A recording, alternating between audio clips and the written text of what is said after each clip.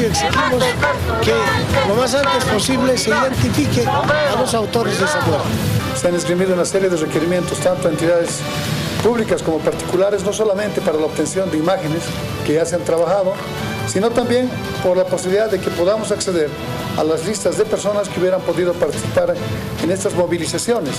Pero una investigación imparcial, objetiva, donde los fiscales y los investigadores policiales acumulen todos los elementos de prueba investigativos. En que ingresan 13:25 al domicilio y es aproximadamente sacado muerto del lugar 13:45 minutos. Y de paso insultan la inteligencia del pueblo boliviano porque pretenden convencernos que entre estudiantes se han asesinado. No existe la presencia policial en forma cercana en el lugar del hecho. Lo único que se pide es justicia, lo único que se pide es que este caso no quede en la impunidad.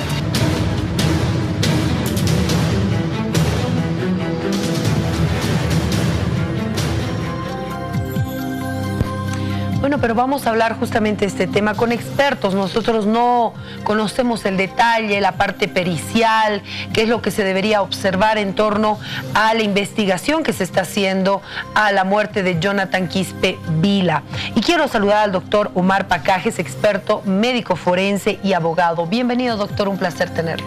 Muy buenas noches, Priscila. Muchísimas gracias por la invitación y siempre predispuesto a resolver algunas dudas forenses. A ver, por favor, hablemos primero de lo que decían al principio el propio ministro de Gobierno, el comandante, hablaba sobre una hipótesis que tenía que ver con que los responsables de la muerte de este joven eran los propios estudiantes en movilización y que utilizaron un cartucho de estos petardos que se utilizan para lanzar esta canica de vidrio que le dio muerte a Jonathan, según las autoridades. Bueno, en primera instancia hay que tener en cuenta que para que se produzca un tipo de lesión de esa magnitud, implica que tiene que haber una gran velocidad, una fuerza que pueda permitir perforar, en este caso, no solamente los tejidos de la ropa, sino también los tejidos de la piel, y al mismo tiempo puede ingresar y puede, en este caso, dañar órganos internos, como lo han mencionado, que sería el corazón y los pulmones. Entonces esta necesita una fuerza una fuerza intensa para que pueda vencer. Impulso. Sí, tiene que vencer la resistencia de la piel. Ajá. Es así, por ejemplo, haciendo una alusión bastante sencilla. Si nosotros agarramos una resortera y utilizamos el mismo material, el cristal como tal, y utilizamos una fuerza, no va a llegar a penetrar el cuerpo. Tiene que existir mucha más fuerza que eso. ¿Eso lo logra con un cartucho de un petardo, con estos petardos que se utilizan en las movilizaciones? Para empezar, una situación de estas, particularmente puedo considerar que puede ser en este caso un accidente. ¿En qué sentido accidente? Porque cuando se utiliza en este caso un proyectil, refiriéndonos a las armas de fuego, estos en el cañón tienen características básicas, tienen las denominadas crestas o cimas y valles que permiten de alguna manera estabilizar al proyectil para que tenga una puntería. En este caso, cuando se utilizan otro tipo de armas no convencionales, que ese es el término que se puede utilizar para lo que me acabas de mencionar, en esta situación puede darse que no tengan la puntería o la certeza de dar a un blanco específico. Entonces, el hecho de que se deflagre en este caso la pólvora del cartucho como tal, el proyectil puede salir disparado no en una sola dirección, en varias direcciones, de acuerdo a cómo se ha agarrado el mismo. Ahora, me habla de pólvora del cartucho. ¿Esta pólvora del cartucho puede ser la misma que si se hubiera utilizado un arma convencional? No es la misma. Definitivamente tienen otro tipo de composición, porque cuando se utiliza un arma de fuego, por decirlo así, tiene otro tipo de pólvora que en este caso genera mayor combustión y mayor fuerza, inclusive para que pueda, en este caso, el proyectil ingresar a la piel. Es importante conocer entonces este detalle del médico forense, de la autopsia, porque el poco conocimiento que tengo de criminalística cuando estudié Derecho decía que cuando hay el impacto de una bala es muy importante que el médico forense vea cómo ingresó la bala y cómo dejó desde la ropa el impacto del ingreso ¿no? Se sabe si es de lejos, si es de cerca. ¿Esto debería estar en la autopsia o es un estudio posterior? En realidad hay protocolos internacionales que nos permiten en este caso poder realizar en una primera instancia como base es una radiografía, para evitar justamente esa situación de poder crear susceptibilidad en que se ha podido encontrar otro tipo de proyectiles. El primer protocolo es la radiografía para identificar el objeto extraño que se encuentra en el cuerpo. O sea, una radiografía del cuerpo primero. Del cuerpo. Esa radiografía nos debería haber mostrado ya la canica dentro del cuerpo de Jonathan. Correcto. Ahí nos podría identificar la localización específica antes de que se produzca la autopsia. El segundo paso, evidentemente, es la revisión de la vestimenta. En este sentido, se tiene que verificar el orificio de ingreso y ahí también se tendrían que hacer los estudios periciales respectivos para determinar el tipo de pólvora. Entonces, cuando ingresa este proyectil a través de la ropa, evidentemente tendríamos que ver características de deshilachamiento, ruptura como tal, y luego atravesar el tejido que es la piel. Y inmediatamente, ya de acuerdo al protocolo, también se debería de hacer la autopsia. Ahora, es muy importante el protocolo que usted nos dice. ¿Eso debería estar en el informe del médico forense ya en el que se tiene o en posterior? Eso también es vital, ¿no? Lo ideal en una primera instancia, sí es correcto que dentro del protocolo de autopsia se indiquen los pasos secuenciales a los cuales ha sido sometido el cadáver para que pueda en este caso tener la certeza de la lesión que se haya producido. ¿En este momento es importante ver las condiciones en las que se encuentra la ropa? Es primordial, porque es el primer contacto que se tiene con el proyectil y cuando ingresa el proyectil a la ropa directamente, se produce en este caso, se limpia prácticamente todo lo que está alrededor del proyectil, que puede ser algún tipo de pólvora. Y ese tipo de pólvora en la ropa debería ser estudiado para que pueda posteriormente dilucidar si es que es en este caso una pólvora por un cartucho o una pólvora de otra índole. Bueno, si se tenía la hipótesis de que era un cartucho de un petardo, me imagino que han tomado las muestras. Lo decía en la conferencia de prensa también la experta que se había tomado muestras. ¿Cuánto tiempo tarda eso normalmente en conocerse? Bueno, en realidad estos van a pasar directamente a un estudio de absorción atómica, que es lo que generalmente se realiza, y en este caso van a determinar el proceder. El tiempo es de acuerdo a la presuridad, a lo que trabajen, al tipo de muestra que se tenga. Eso no se tiene un tiempo específico, ¿no? Ahora, si realmente los manifestantes estaban utilizando esto y como nos explica es muy difícil que con un cartucho se pueda tener puntería, debería haber, no sé, pues otras marcas en otro lado, en algunas viviendas, algunos lugares, porque no, o sea, si era parte de la movilización, no creo que hayan lanzado uno que justo le dio a Jonathan. Correcto, es decir, en el lugar del hecho donde se haya producido la situación y alrededor del mismo se tiene que buscar otros indicios que puedan relacionarse. En este caso puede ser el cartucho como tal o en este caso otras canicas que podrían encontrarse en el lugar, porque como mencionas, en este caso no puede ser el único caso y específicamente para él. Esto desde todo punto de vista es no muy lógico. ¿Qué hubiera sucedido si esto golpeaba, o bueno, no sé, impactaba en una vivienda, digamos, en una pared? Si le ocasionó esto a Jonathan, ¿qué tendría que haberle ocasionado a una pared?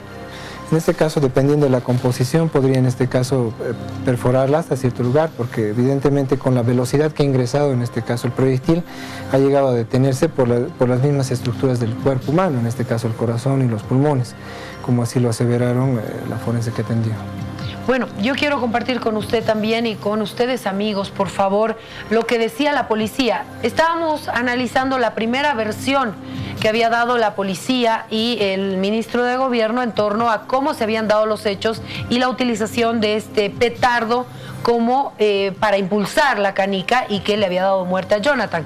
Pero vamos a escuchar qué dice ahora la policía con esta segunda hipótesis, después de que la UP en horas de la mañana daba a conocer un video donde se observaba a Jonathan en otro lugar con vida.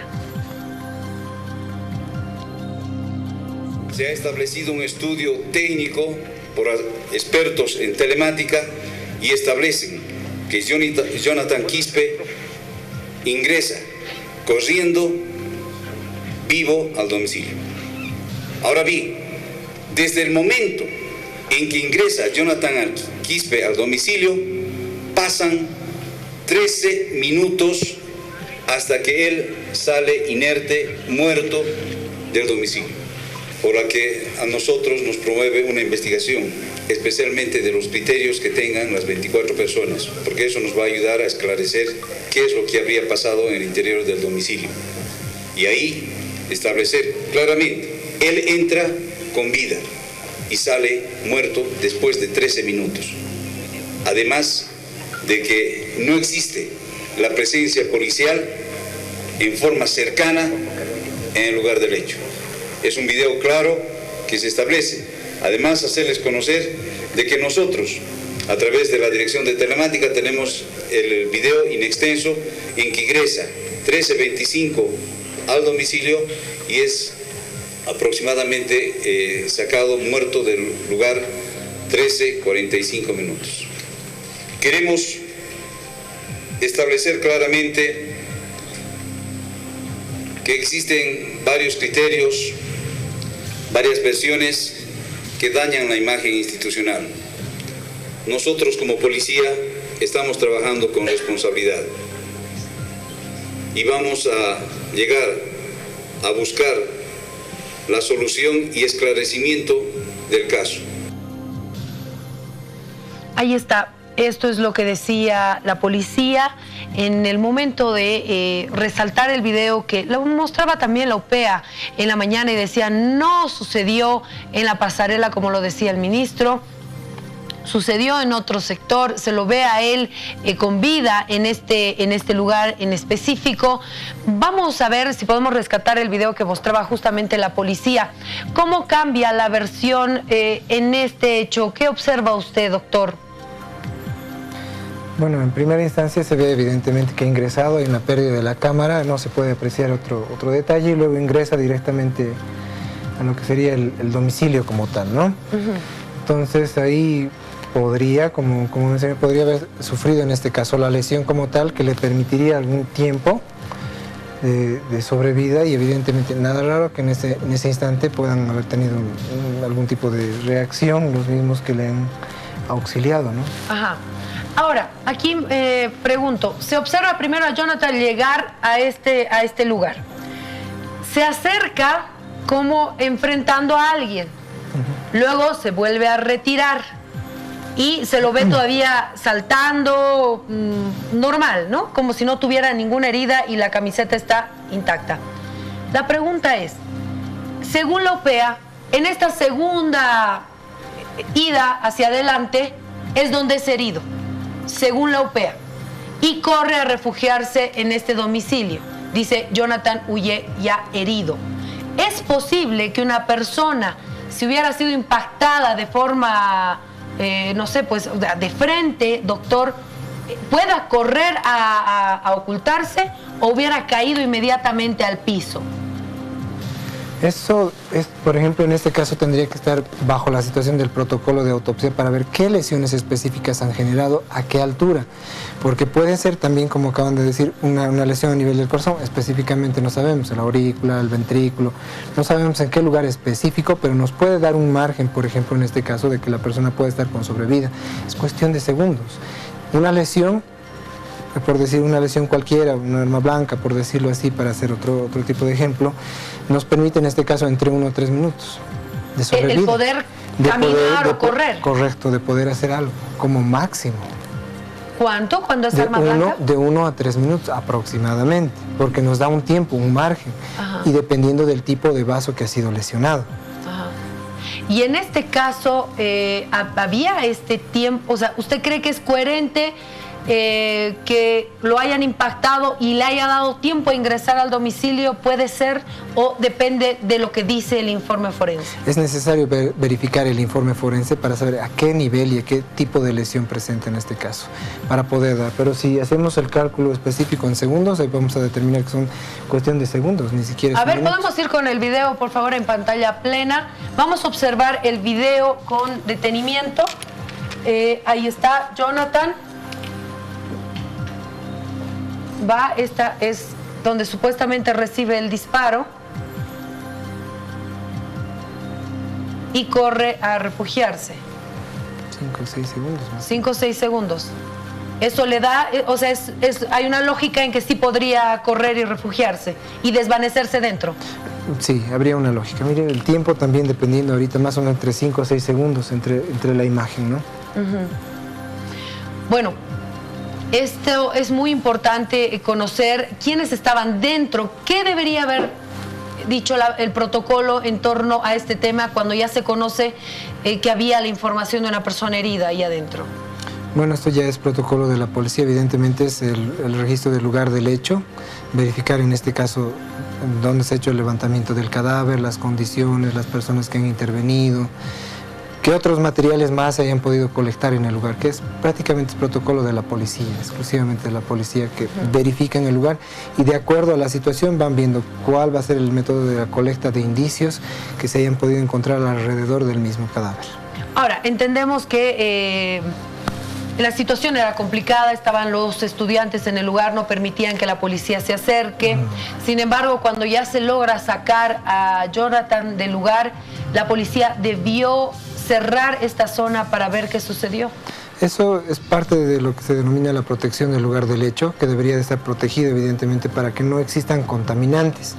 Los contaminantes pueden ir desde un cigarrillo, un chicle, algún tipo de situación que puedan en este caso entorpecer la investigación. Entonces evidentemente se tiene que hacer esa protección del lugar del hecho. Es primordial para que todo el proceso se vaya desarrollando adecuadamente. Bueno, para que nos quede clara la información, entonces con esta versión de la policía se descarta la primera, para usted que es experto, o sea, esta versión de que fue con un petardo que se lanzó esta canica y dio este impacto. Bueno, en este caso, nuevamente reitero, el mismo hecho de utilizar un petardo para que pueda ingresar exclusivamente en un lugar específico, muy difícil, porque hemos mencionado que necesitamos en este caso que sea guiada en este caso el proyectil para poder tener una puntería específica para poder lesionar. Entonces, podemos considerar nuevamente que no ha habido en este caso una intencionalidad al querer lesionar, porque como acabamos de mencionar en un principio, al salir el proyectil podía tener distintas direcciones. ¿Un petardo puede darle ese impulso a una canica? Puede dar el impulso, pero no tan fuerte que permita perforar el tejido. ¿Qué puede darle esa velocidad para que pueda penetrar tejido de ropa, tejido de persona? Un deflagrante mucho más potente. ¿Qué significa eso? Estamos hablando prácticamente de que podría ser en este caso un componente de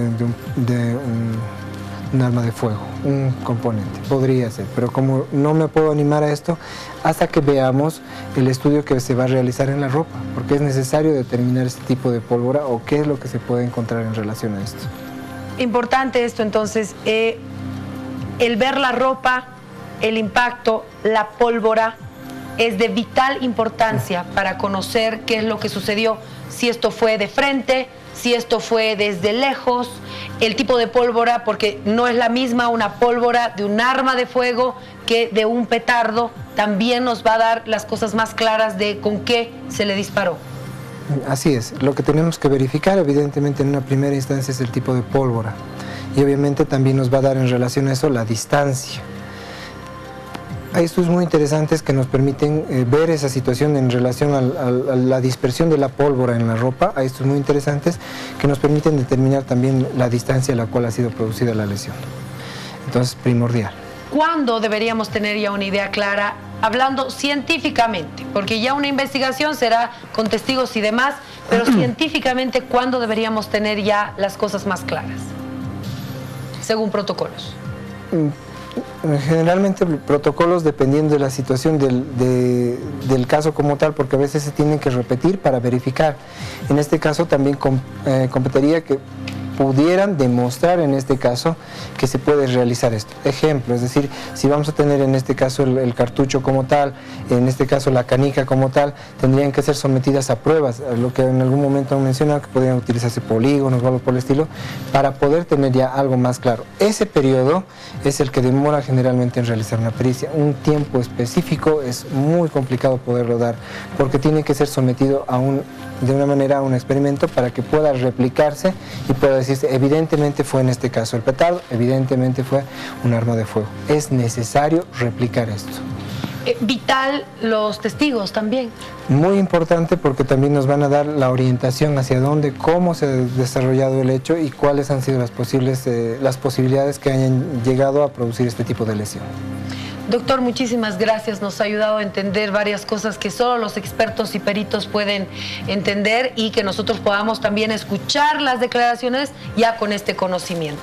Ha sido un placer tenerlo. Muchísimas gracias por la invitación. Gracias.